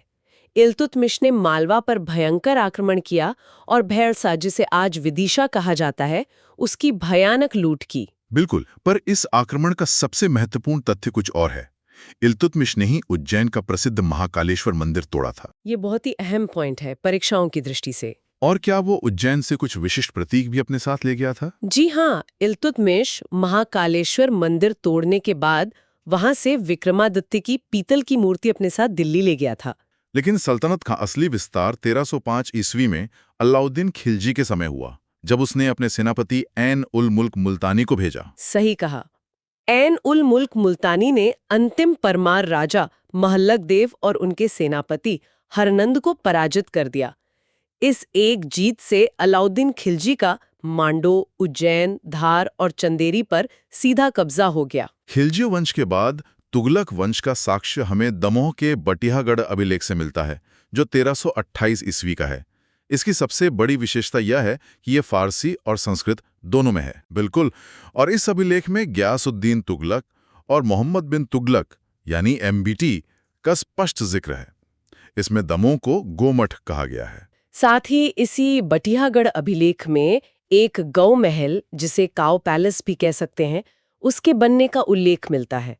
अब अगर हम मालवा की स्वतंत्र सल्तनत पर आएं, तो 1398 ईस्वी में तैमूर लंग के आक्रमण ने दिल्ली को कमजोर कर दिया था। और उसी कमजोरी का फायदा उठाकर मालवा में गौरी और खिलजी वंश की स्थापना हुई। गौरी वंश की बात करें तो 1401 ईस्वी में दिलावर खां गौरी ने खुद को स्वतंत्र घोषित कर लिया। वो पहले फिरोज शाह तुगलक का सूबेदार था। उसने धार को अपनी राजधानी बनाया। लेकिन इस वंश का सबसे महान सुल्तान होशंग शाह था, जिसका मूल नाम अल्प खान था। 1405 से 1435 ईस्वी तक उसका शासन रहा। उसने राजधानी धार से बदलकर मांडू कर दी और मांडू का नाम शादियाबाद यानी आनंद की नगरी रखा। होशंग शाह के निर्माण कार्य बहुत महत्वपूर्ण हैं। उसने होशंगाबाद शहर बसाया, मांडू में जामा मस्जिद का काम शुरू करवाया और सबसे खास मांडू में उसका मकबरा, जो पूर्णतः सफेद संगमरमर का बना है। हाँ, और ये मकबरा वास्तुकला में इतना अहम है कि शाहजहां ने ताजमहल बनाने से पहले अपने वास्तुकारों को इसके अध्ययन के लिए भेजा था। खैर, 1436 ईस्वी में महमूद खिलजी प्रथम ने गौरी वंश खत्म करके खिलजी वंश की स्थापना की। बिल्कुल। महमूद खिलजी प्रथम ने अशरफी महल बनवाया। इसके अलावा मेवाड़ के राणा कुंभा से हुए युद्ध की याद में उसने मांडू में एक 7 मंजिला विजय स्तंभ बनवाया और एक बड़ा अस्पताल दारुल शिफा भी स्थापित किया। उसके बाद गयासुद्दीन खिलजी आया। वो काफी शांतिप्रिय था, लेकिन अपने 15,000 महिलाओं के विशाल हरम के लिए जाना जाता है। मांडू का प्रसिद्ध जहाज महल, जो कपूर और मुंज तालाब के बीच है, उसी ने बनवाया था। और 77 डिग्री के कोण पर झुका हुआ हिंडोला महल भी गयासुद्दीन ने ही बनवाया था। इस स्वतंत्र सल्तनत के अंतिम शासक बाज बहादुर थे, जिनका मूल नाम मियां बाईजीत था। उनका संबंध रानी रूपमती से था। 1561 में सारंगपुर का युद्ध हुआ, जिसमें अकबर के सेनापति आदम खान और पीर मोहम्मद ने बाज बहादुर को हरा दिया। और उसी युद्ध के बाद आदम खान से बचने के लिए रानी रूपमती ने जहर खाकर अपना बलिदान दे दिया था। बाज बहादुर और रानी रूपमती दोनों की समाधि राजगढ़ जिले के सारंगपुर में स्थित है। मालवा के बाद अब एक बहुत ही शक्तिशाली और वीर रस से भरी रियासत की बात करते हैं, गोंडवाना रियासत, जिसे गड़ा कटंगा भी कहा जाता था। इसका केंद्र जबलपुर यानी गड़ा मंडला था। 14वीं सदी के अंत में यदुराय या जादोराय ने इसकी स्थापना की थी। इस रियासत के सबसे शक्तिशाली शासक संग्राम शाह थे, जिनका असली नाम अमहणदास था। उन्होंने अपने साम्राज्य का 52 गढ़ों तक विस्तार किया और खुद को पुलस्त्य वंश यानी रावण का वंश बताया। संग्राम शाह ने देवनागरी और तेलुगु भाषा में स्वर्ण मुद्राएं भी चलाई थीं। महोबा के चंदेल राजा कीर्ति सिंह, जिन्हें शालीवाहन भी कहा जाता था, उनकी पुत्री दुर्गावती से दलपत शाह का विवाह हुआ। लेकिन 7 वर्ष बाद ही दलपत शाह की असामयिक मृत्यु हो गई, जिसके बाद वीरांगना रानी दुर्गावती ने 1550 से 1564 ईस्वी तक शासन संभाला। उन्होंने अपने 5 साल के बेटे वीर नारायण के लिए सत्ता संभाली और राजधानी को सिंगौरगढ़, जो दमोह में है, वहां से हटाकर नरसिंहपुर के चौरागढ़ ले गईं। प्रशासन में रानी के मंत्री आधार सिंह की भूमिका बहुत अहम थी। रानी दुर्गावती इतनी वीर थी कि उन्होंने बाज बहादुर को युद्ध में बुरी तरह हराया था। लेकिन 1564 में उनका सामना मुगलों से हुआ। 24 जून 1564 को जबलपुर में नर्रई नाला का युद्ध लड़ा गया। इस युद्ध में मुगल सेना का नेतृत्व अकबर का क्रूर सेनापति आसफ खान कर रहा था। रानी दुर्गावती अपने हाथी सरमन पर सवार होकर लड़ी। जब उनके गले में तीर लगा और हार निश्चित दिखी, तो दुश्मन के हाथ लगने के बजाय उन्होंने खुद कटार सीने में उतार ली। उनकी समाधि बरेगा ग्राम में है और 24 जून को बलिदान दिवस मनाया जाता है। ये एक अद्वितीय बलिदान था। अब थोड़ा नेमार और ताप्ती नदी की तरफ मुड़ते हैं। 1382 में वहां मलिक रजा फारूकी ने फारूकी वंश की स्थापना की। नासिर खान ने सूफी संत शेख बुरहानुद्दीन के नाम पर बुरहानपुर को राजधानी बसाया। इसी क्षेत्र में असीरगढ़ का किला है, जिसे मूल रूप से आशा अहीर ने बनवाया था। यह किला इतना रणनीतिक था कि इसे दक्षिण का प्रवेश द्वार या दक्कन की चाबी कहा जाता था। फारूकी वंश के अंतिम शासक मीरन बहादुर को अकबर ने हराया था। मुगल अभियानों की बात करें तो मध्य प्रदेश में 29 जनवरी 1528 को बाबर ने चंदेरी का युद्ध लड़ा। ये मेदिनी राय के खिलाफ था। इसी युद्ध के बाद चंदेरी में जौहर कुंड, खूनी दरवाजा और हवा महल का ऐतिहासिक महत्व है, जो आज भी मौजूद हैं। बाबर के बाद शेरशाह सूरी की बात आती है। 1543 ईस्वी में उसने रायसेन का युद्ध लड़ा। उसने राजा पूरणमल से कुरान की कसम खाकर धोखा किया था, जिसे शेरशाह का कलंक माना जाता है। 1545 में कालिंजर अभियान में उक्का फटने से शेरशाह की मृत्यु हो गई थी। अकबर ने 1561 में मालवा और 1564 में गोंडवाना जीता, लेकिन उसका अंतिम अभियान 1601 की असीरगढ़ विजय थी, जिसके दरवाजे उसने सोने की चाबियों से यानी घूस देकर खुलवाए थे। मुगल काल में जहांगीर का विद्रोह भी बहुत महत्वपूर्ण है। विद्रोह करके उसने ओरछा के वीर सिंह देव बुंदेला के यहाँ शरण ली थी, जहाँ जहांगीर महल बना। 1602 में जहांगीर के कहने पर वीर सिंह देव ने आंतरी में अबुल फजल की हत्या कर दी। अबुल फजल का मकबरा ग्वालियर के पास आंतरी में ही है। मुगल इतिहास की एक और बड़ी घटना बुरहानपुर से जुड़ी है। 1631 में शाहजहां की बेगम मुमताज महल की 14वें बच्चे को जन्म देते समय बुरहानपुर में मृत्यु हुई थी। उन्हें 6 महीने तक बुरहानपुर के आहू खाना में ही दफनाया गया था। इसके बाद मुगल उत्तराधिकार के युद्ध में 15 अप्रैल 1658 को उज्जैन के पास फतेहाबाद में धर्मत का युद्ध हुआ। इसमें औरंगजेब और मुराद की सेना ने दारा शिकोह की ओर से लड़ रहे राजा जसवंत सिंह को हरा दिया था। औरंगजेब के बाद मुगल सत्ता कमजोर हुई और मराठों का प्रवेश हुआ। पेशवा बाजीराव प्रथम की नीति बहुत स्पष्ट थी, जर्जर वृक्ष के तने पर प्रहार। बिल्कुल। 1699 में कृष्णाजी सावंत के पहले आक्रमण के बाद 1722 में बाजीराव ने खुद आक्रमण किया। 29 नवंबर 1728 को अमझेरा का युद्ध धार में हुआ, जहां चिमाजी अप्पा ने मुगल सूबेदार गिरधर बहादुर और दया बहादुर को मार डाला। ये एक निर्णायक जीत थी। फिर 1731 में धार में तिरला का युद्ध हुआ, जिसमें बाजीराव ने मोहम्मद खान बंगश को हराया। 24 दिसंबर 1737 के भोपाल के युद्ध में बाजीराव ने निजामुल मुल्क को बुरी तरह घेर लिया। इस घेराबंदी का परिणाम 7 जनवरी 1738 की दौराहा-सराय की संधि थी। निजाम ने नर्मदा से चंबल तक का मालवा क्षेत्र और 50 लाख रुपए हर्जाना मराठों को दिया। इसके बाद 1731-32 में मालवा का विभाजन हुआ। इस विभाजन में इंदौर मल्हार राव को, उज्जैन राणूजी को, धार उदाजी को और देवास तुकोजी तथा जीवाजी पवार को मिला। सबसे पहले इंदौर के होलकर राजवंश की बात करते हैं। 1732 में मल्हार राव होलकर ने इसकी स्थापना की। मल्हार राव ने 1761 के पानीपत युद्ध से अपनी सेना सुरक्षित निकाल ली थी। 20 मई 1766 को भिंड के आलमपुर में उनकी मृत्यु हुई, जहां उनकी छतरी मौजूद है।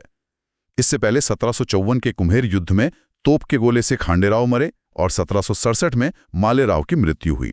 इसके बाद शासन देवी अहिल्याबाई के हाथों में आया। उनका काल 1767 से 1795 ईस्वी था। उनका जन्म 1725 में अहमदनगर के चौंडी में हुआ था और उनके पिता मनकोजी शिंदे थे। 1767 में अहिल्याबाई ने राजधानी इंदौर से महेश्वर कर दी। उनके सेनापति तुकोजीराव प्रथम थे। निर्माण में उन्होंने 1780 में काशी विश्वनाथ, गया में विष्णुपद और सोमनाथ का जीर्णोद्धार करवाया। महेश्वर किला, घाट, इंदौर का राजवाड़ा और महेश्वरी साड़ी उद्योग उन्हीं की देन है। उनके बाद यशवंतराव प्रथम आए, जिन्हें मध्य भारत का नेपोलियन कहा जाता है। 1804 में मुकंदरा दर्रे में उन्होंने अंग्रेज कर्नल मॉनसन को हराया। तोप कारखानों के लिए उन्होंने भानपुरा यानी मंदसौर को राजधानी बनाया। अंततः 24 दिसंबर 1805 को जॉर्ज बार्लो से उन्हें राजपुर घाट की संधि करनी पड़ी। मल्हार राव द्वितीय के समय 21 दिसंबर 1817 को महिदपुर का युद्ध हुआ। गफूर खान के धोखे के कारण वे सर जॉन मैल्कम से हार गए। 6 जनवरी 1818 को मंदसौर की संधि हुई। राजधानी वापस इंदौर आई और जॉन मैल्कम पहले रेजिडेंट बने। 1857 के क्रांति के समय होलकर शासक तुकोजीराव द्वितीय थे, जिनका काल 1844 से 1886 तक था। उन्होंने होलकर स्टेट रेलवे और लालबाग पैलेस बनवाया। उनके बाद शिवाजीराव ने होलकर साइंस कॉलेज और होलकर क्रिकेट स्टेडियम बनवाया। इस वंश के अंतिम शासक यशवंतराव द्वितीय थे। 1 जनवरी 1950 को रियासत का विलय हुआ और वे मध्य भारत के उपराज प्रमुख बनाए गए। अब अगर सिंधिया रियासत की बात करें तो 1731 में राणोजी सिंधिया ने इसे स्थापित किया। उज्जैन उनकी प्रारंभिक राजधानी थी और समाधि शुजालपुर में है। सिंधिया वंश के सबसे महान शासक महादजी सिंधिया थे, जो 1768 से 1794 तक रहे। 1771 में उन्होंने शाह आलम द्वितीय को गद्दी पर बिठाया और वकीले मुतलक बने। उन्होंने फ्रांसीसी सेनापति बेनोइट डी बोएग्ने को भी नियुक्त किया था। 1782 की सालबाई की संधि भी उन्हीं के काल की है। महादजी के बाद दौलतराव सिंधिया ने 1810 में राजधानी उज्जैन से हटाकर लश्कर यानी ग्वालियर कर दी। 30 दिसंबर 1803 को सुरजी अंजनगांव की संधि के तहत वे आर्थर वेलेस्ली से हार गए थे। फिर महारानी बैजाबाई ने ग्वालियर में बैजाताल, उज्जैन में गोपाल मंदिर और बैंक ऑफ उज्जैन की स्थापना की। 1857 के समय जयाजीराव शासक थे, जिनका काल 1843 से 1886 था। तात्या टोपे के हमले पर वे दीवान दिनकर राव के साथ आगरा भाग गए थे। उन्होंने इतालवी शैली में जय विलास पैलेस बनवाया, जिसके वास्तुकार माइकल फिलोसे थे, और तिगरा डैम भी बनवाया। इसके बाद आधुनिक ग्वालियर के निर्माता यानी माधवराव प्रथम का समय आया। उन्होंने शिवपुरी को ग्रीष्मकालीन राजधानी बनाया और वहां जॉर्ज कैसल बनवाया। ग्वालियर का मोती महल, विक्टोरिया मार्केट 1897 में सिंधिया स्कूल और चेंबर ऑफ कॉमर्स उन्हीं ने बनवाए। सिंधिया वंश के अंतिम शासक जीवाजी राव थे, जो 28 मई 1948 को मध्य भारत के पहले राज प्रमुख बने। इसके अलावा पवार रियासतों में धार के संस्थापक उदाजीराव पवार थे, जो अमझेरा युद्ध में लड़े थे। 1857 में धार के शासक आनंदराव तृतीय थे। और देवास रियासत 2 भागों में थी। बड़ी पांति, जिसके संस्थापक तुकोजीराव थे, और छोटी पांति, जिसके संस्थापक जीवाजीराव थे। इन सब मराठा रियासतों के बीच एक रियासत बिल्कुल अलग थी, और वो थी भोपाल की मुस्लिम रियासत। बिल्कुल। 1723 ईस्वी में औरंगजेब के अफगान सिपाही दोस्त मोहम्मद खान ने इसकी स्थापना की थी। उसने बेरसिया और जगदीशपुर को जीता। जगदीशपुर का नाम उसने इस्लाम नगर रखा। इस्लाम नगर में उसने चमन महल, रानी महल, मध्य प्रदेश की सबसे छोटी मस्जिद, 2.5 सीढ़ी की मस्जिद और फतेहगढ़ किला बनवाया। लेकिन भोपाल रियासत की असली पहचान 1819 से 1926 तक बेगमों के शासन से है। ये क्रम बहुत ही महत्वपूर्ण है। पहली महिला शासिका थी कुत्सिया बेगम, जिन्हें गोहर बेगम भी कहते थे। इनका शासन 1819 से 1837 तक था। इन्होंने पर्दा प्रथा त्याग दी थी और गोहर महल तथा पहली जामा मस्जिद का निर्माण करवाया। उनके बाद दूसरी बेगम थी सिकंदर जहां बेगम, जिनका काल 1844 से 1868 तक रहा। इन्हें शेरनी कहा जाता था। 1857 के विद्रोह को इन्होंने कुचला और कर्नल डूरंट का साथ दिया। मोती मस्जिद और मोती महल इन्हीं ने बनवाए। तीसरी शासिका शाहजहां बेगम थीं, 1868 से 1901 तक। इन्होंने भारत की सबसे विशाल मस्जिद ताज उल मसाजिद और भोपाल का ताजमहल बनवाया। इनकी एक पुस्तक भी है जिसका नाम ताज उल इकबाल तारीख़ भोपाल है। चौथी और अंतिम बेगम सुल्तान जहां थीं, जिन्हें कै खुसरो जहां बेगम भी कहते हैं। 1901 से 1926 तक इनका शासन रहा। ये AMU यानी अलीगढ़ मुस्लिम यूनिवर्सिटी की पहली और एकमात्र महिला चांसलर थीं।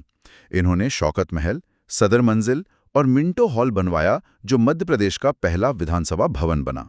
विलीनीकरण के समय भोपाल के अंतिम नवाब हमीदुल्ला खान ने विलय से इनकार कर दिया था। इसके विरोध में प्रजामंडल आंदोलन हुआ, जिसका नेतृत्व मास्टर लाल सिंह, उद्धव दास मेहता और डॉक्टर शंकर दयाल शर्मा ने किया। अंततः सरदार पटेल के दबाव में 1 जून 1949 को भोपाल रियासत का भारत संघ में विलय हो गया।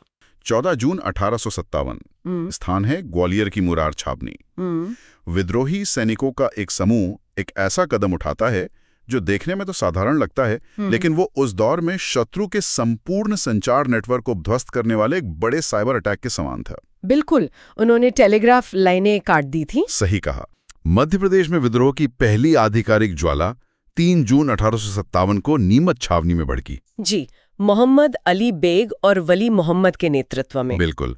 उस समय वहां कर्नल एबॉट अंग्रेज अधिकारी था। मेरा सवाल यह है कि नीमच में विद्रोह तो हो गया, लेकिन अंग्रेज इसे इतनी जल्दी दबाने में कैसे सफल रहे? इसका मुख्य कारण था अंग्रेजों का रियासतों के साथ गठजोड़। नीमच विद्रोह के तुरंत बाद कैप्टन C.B. शोवर्स ने मेवाड़ की सेना की मदद ली। अच्छा, मेवाड़ की सेना? हाँ, मेवाड़ की सेना के सहयोग से अंग्रेजों ने नीमच छावनी पर पुनः अपना नियंत्रण स्थापित कर लिया। यह पैटर्न आपको पूरी क्रांति के दौरान दिखाई देगा। जहां एक तरफ विद्रोही संघर्ष कर रहे थे, वहीं कई देशी रियासतें अंग्रेजों को सैन्य समर्थन दे रही थीं। यही बात ग्वालियर पे भी लागू होती है। 14 जून 1857 को मुरार छावनी में विद्रोह हुआ। टेलीग्राफ लाइनें काटी गईं, लेकिन ग्वालियर के शासक जयाजीराव सिंधिया अंत तक अंग्रेजों के वफादार बने रहे। स्पष्ट रूप से। इसके बाद यह आग मालवा की ओर फैली। 1 जुलाई 1857 को इंदौर की महू छावनी में क्या हुआ? मैं समझना चाहता हूं कि होलकर रियासत की भूमिका इसमें कितनी स्पष्ट है, कितनी दोहरी थी। महू का घटनाक्रम बहुत ही कूटनीतिक था। 1 जुलाई 1857 को शहादत खान और भागीरथ सिलावट के नेतृत्व में बागी सैनिकों ने महू में ब्रिटिश रेजिडेंसी पर सीधा हमला बोल दिया। तो कर्नल हेनरी ड्यूरेंट का क्या हुआ? हालात इतने बेकाबू हो गए कि हेनरी ड्यूरेंट को अपनी जान बचाकर सीहोर भागना पड़ा, जहां उसने भोपाल की बेगम सिकंदर जहां की शरण ली। और जब हम रणनीति और साहस की बात करते हैं, तो मध्य प्रदेश की वीरांगनाओं के उल्लेख के बिना यह विश्लेषण अधूरा है। सर ह्यूरोज ने जब झांसी पर कब्जा कर लिया, तो वीरांगना रानी लक्ष्मीबाई कालपी होते हुए ग्वालियर आ गई। जी, और उन्होंने तापिया टोपे और राव साहब के साथ मिलकर ग्वालियर के किले पर एक ऐतिहासिक हमला किया। लेकिन यहाँ मुझे अमरचंद बांठिया की भूमिका समझनी है। वो सिंधिया सेना के अधिकारी थे, फिर उन्होंने रानी की मदद कैसे की? अमरचंद बांठिया ग्वालियर राजघराने के कोषाध्यक्ष थे। जब रानी लक्ष्मीबाई ग्वालियर पहुंची, तो बांठिया ने अपनी नौकरी और जान की परवाह किए बिना पूरा राजकोष रानी लक्ष्मीबाई को सौंप दिया। ये एक बहुत बड़ा कदम था। बिल्कुल। इसी अदम्य देशभक्ति के कारण उन्हें 1857 की क्रांति का भामाशाह और मध्य प्रदेश का पहला शहीद कहा जाता है। रानी लक्ष्मीबाई ने अंग्रेजों से लोहा लेना जारी रखा और अंततः 18 जून 1858 को कोटा की सराय में जनरल स्मिथ और सर ह्यूरोज की संयुक्त सेना से लड़ते हुए सर्वोच्च बलिदान दिया। फूलबाग में उनकी समाधि स्थित है। जी हाँ। इसी युद्धभूमि में एक और महान नाम उभरता है, झलकारी बाई का। वे महिला तोपखाने की सेनापति थीं और सबसे बड़ी बात, वे रानी लक्ष्मीबाई की हमशक्ल थीं। अंग्रेजों को भ्रमित करने के लिए उन्होंने रानी का भेष धारण किया और लड़ते हुए शहादत प्राप्त की। उनकी समाधि भी ग्वालियर में ही है। ये तो हुई ग्वालियर की बात, लेकिन महाकौशल क्षेत्र में रामगढ़ मंडला की रानी अवंतीबाई का संघर्ष भी उतना ही महत्वपूर्ण है, जिन्हें मध्य प्रदेश की लक्ष्मीबाई कहा जाता है। बिल्कुल। यह लॉर्ड डलहौजी की हड़प नीति यानी डॉक्ट्रिन ऑफ लैप्स का मामला था। लेकिन रानी अवंतीबाई तो राजा विक्रमादित्य की पत्नी थी, फिर ये नीति उन पर कैसे लागू हुई? देखिए, हड़प नीति का मूल सिद्धांत यह था कि यदि किसी शासक का कोई प्राकृतिक उत्तराधिकारी नहीं है या प्रशासन अक्षम है, तो ब्रिटिश साम्राज्य उस रियासत को अपने अधीन कर लेगा। राजा विक्रमादित्य के विक्षिप्त हो जाने के कारण अंग्रेजों ने रामगढ़ रियासत में कोर्ट ऑफ वार्ड्स लागू कर दिया और प्रशासन अपने हाथों में ले लिया। जी, रानी अवंतीबाई ने इसे स्वीकार नहीं किया। उन्होंने मंडला के पास खैरी का युद्ध लड़ा और ब्रिटिश कमांडर कैप्टन वॉडिंगटन को बुरी तरह परास्त किया। ये एक बड़ी सैन्य विजय थी। लेकिन फिर 20 मार्च 1858 को देवहारगढ़ के जंगलों में क्या हुआ? अंग्रेजों ने अपनी रणनीति बदली। वॉडिंगटन ने रीवा नरेश की सेना के साथ मिलकर रानी को देवहारगढ़ के जंगलों में घेर लिया। जब रानी को लगा कि अब बच पाना असंभव है, तो उन्होंने अपनी ही कटार अपने सीने में उतार ली। एक सर्वोच्च बलिदान।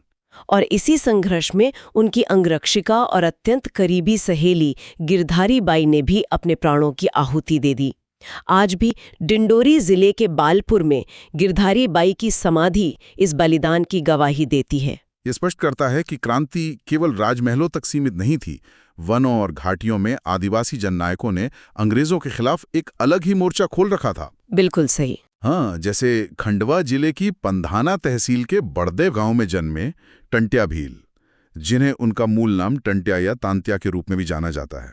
उन्हें इंडियन रॉबिन हुड कहा जाता है। रॉबिन हुड की ये उपमा उन्हें क्यों दी गई? क्योंकि उनका संघर्ष सीधे तौर पर आर्थिक शोषण के विरुद्ध था। क्रांति के बाद अंग्रेजों और साहूकारों का जो शोषक गठजोड़ बना था, टंट्या भील ने उस पर प्रहार किया। अमीरों को लूटना और गरीबों में बांटना। हाँ, वे सरकारी खजानों को लूटकर वो संपत्ति गरीब आदिवासियों में बांट देते थे। अंततः अपनों के ही धोखे से वो पकड़े गए और 4 दिसंबर 1879 को उन्हें फांसी दे दी गई। इंदौर के पाताल पानी में स्थित उनकी समाधि आज भी आस्था का केंद्र है। निमाड़ क्षेत्र में भी ठीक ऐसा ही एक जननायक उभरा, भीमा नायक, जिन्हें निमाड़ का रॉबिन हुड कहा जाता है। जी। 1858 में बड़वानी और निमाड़ क्षेत्र में उन्होंने अंबापानी का युद्ध लड़ा और सेंधवा घाट पर ब्रिटिश खजाना लूटा।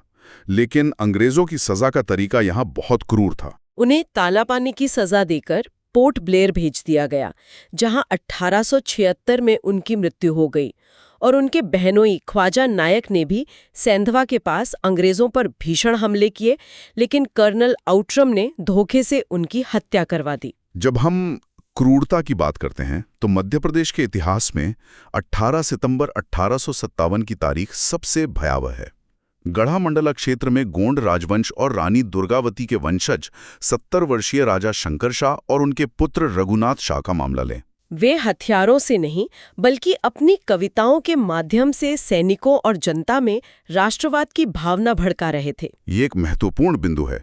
शब्दों और कविताओं से अंग्रेज इतना डर गए कि जबलपुर के कमिश्नर जनरल क्लार्क ने उन्हें गिरफ्तार कर लिया। बिल्कुल, बौद्धिक विद्रोह हथियारों से भी अधिक खतरनाक होता है। जनरल क्लार्क ने कोई सामान्य सजा नहीं दी। उसने खौफनाक उदाहरण पेश करने के लिए पिता और पुत्र दोनों को तोप के मुंह से बांधकर उड़ा दिया।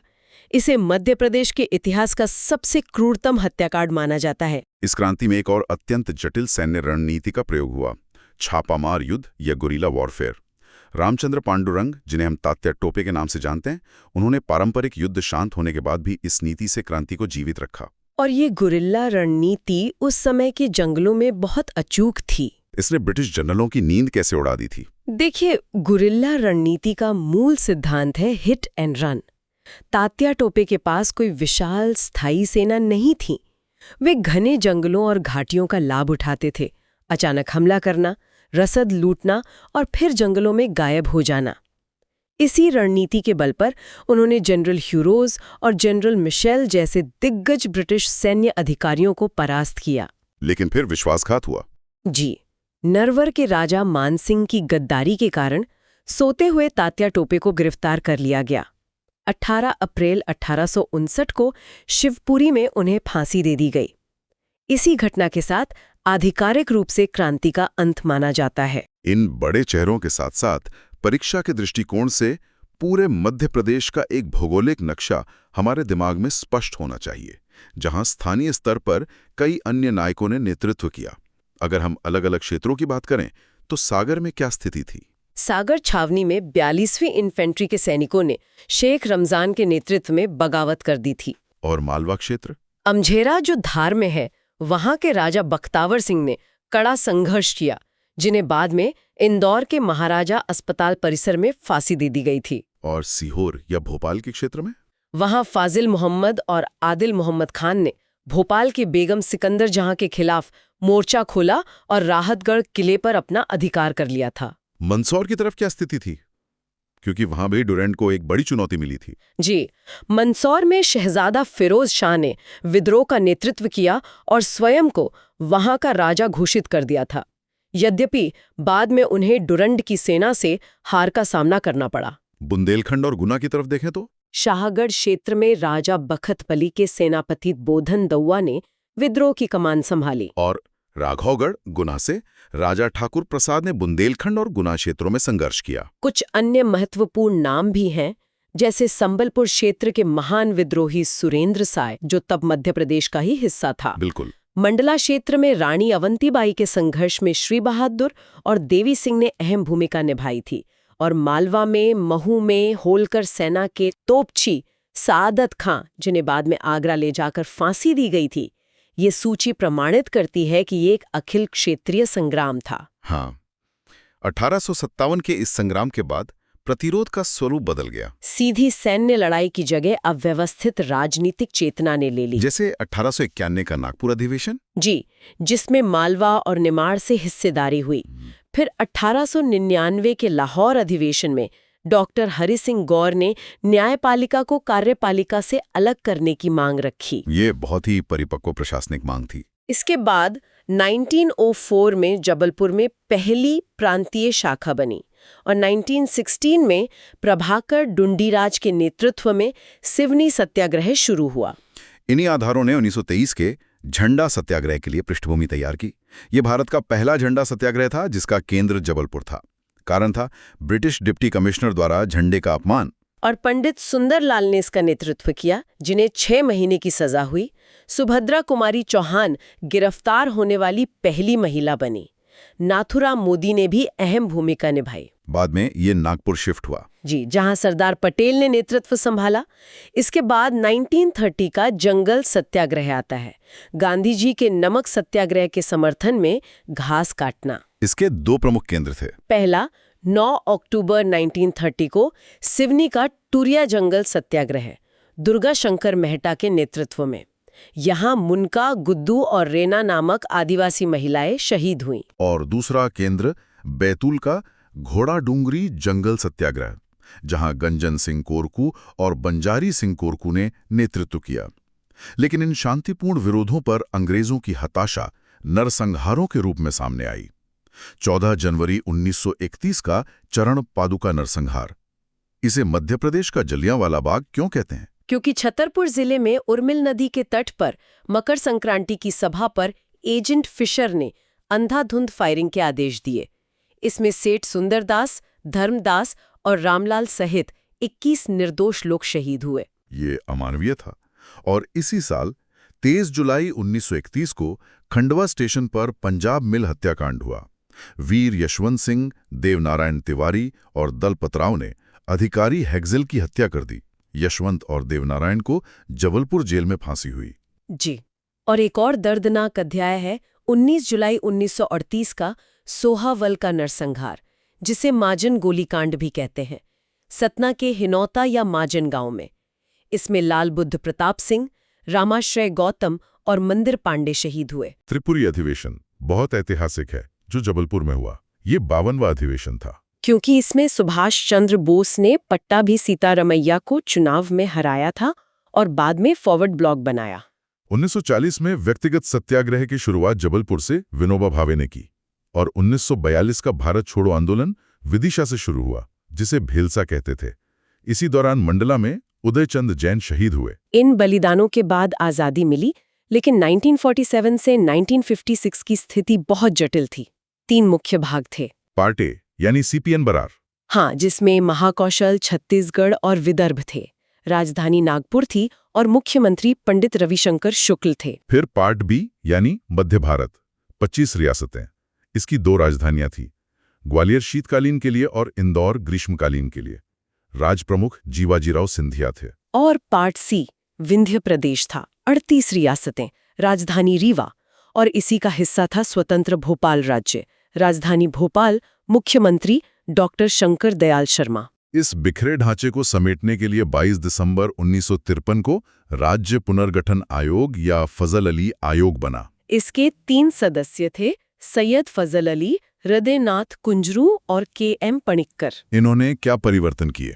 पहला, पार्ट ए के 8 मराठी जिले बुल्ढाना, अकोला, अमरावती, यवतमाल, वर्धा, नागपुर, भंडारा और चांदा बंबई राज्य को दिए। दूसरा, पार्ट बी के मंदसौर जिले की भानपुरा तहसील का सुनील टप्पा राजस्थान के झालावाड़ को दिया। और तीसरा बदलाव था राजस्थान के कोटा की सिरोंज तहसील को विदिशा में मिलाना। जी, और बाकी ए, बी, सी और भोपाल को वैसे ही मिला लिया गया। 1 नवंबर 1956 को गठन हुआ। फजल अली आयोग ने जबलपुर को राजधानी प्रस्तावित किया था, लेकिन पंडित नेहरू के फैसले पर भोपाल राजधानी बना, जो तब सीहोर की तहसील था और 1972 में जिला बना। बिल्कुल। और प्रथम मुख्यमंत्री बने पंडित रविशंकर शुक्ल, प्रथम राज्यपाल डॉक्टर पट्टाभी सीतारमैया।